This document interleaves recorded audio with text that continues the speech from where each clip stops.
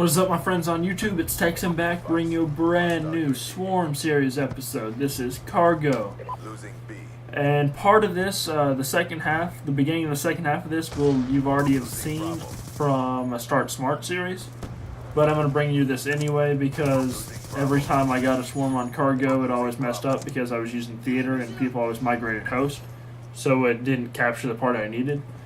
But back to the whole Swarm. Okay, so I pushed through that building, got those easy kills because I pushed underneath and picked them off going through there.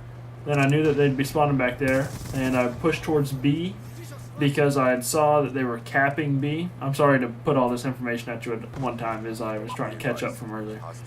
But now I'm going to go back here. I love pushing this side because I can keep an eye on the sniper perch up there where I just looked at, and I can see a good bit of their spawn over there.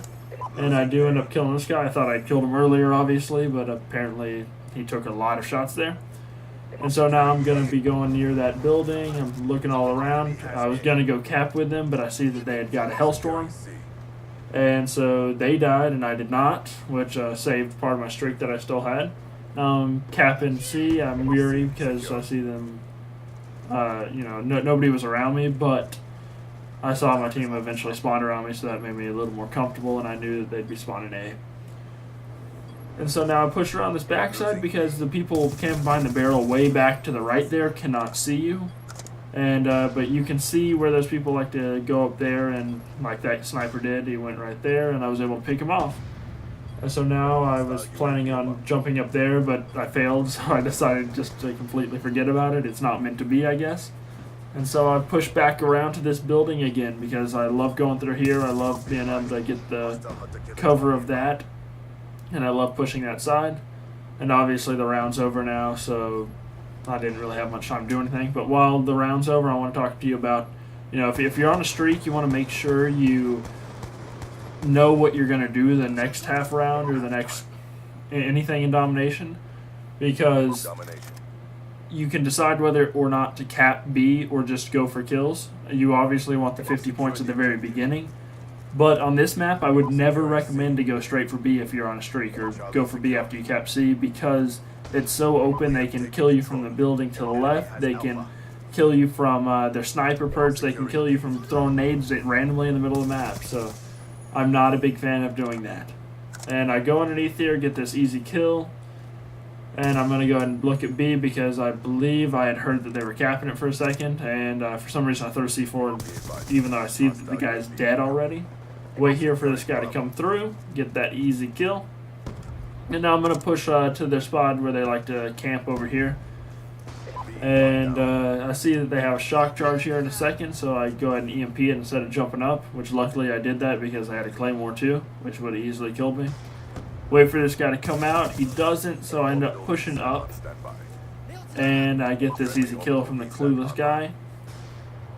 And right here, I'm going to go ahead and wait for him to push me again. I figured more than one person would, but he's the only one who did. And I have awful timing, so in a second I'm going to jump down when he jumps down, which is the worst thing that could have happened. But I do get the kill. And I already talked about that in my Start Smart series, but just figure I'll let you know if you weren't able to watch that. And at this point, I should have been on A when I threw that C4 and killed him because I would have got the capture kill, the plus 100 or 100 extra points. I would have got the plus 200 capture plus the capture I actually get. At this point, I get the dogs, and I see that I got sniped, and I do not want to die by a sniper when I'm this close to my swarm, and my dogs can just start killing people and get my swarm.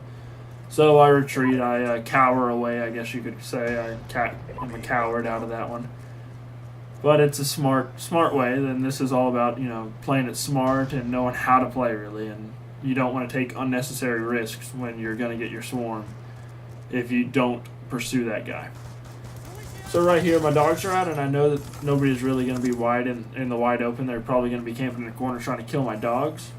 And so I'm just going to go ahead and push up and cap C right here and get my swarm. And right after I get my swarm, of course, I die because I have an awful shot, and the guy has a Remington all near me. But it's still a pretty good gameplay, and I hope you enjoyed. I hope you learned good ways to get a swarm on carrier. It's not the easiest map to do, but it works. So I hope you enjoyed, and leave like, comment, and subscribe below. Peace out.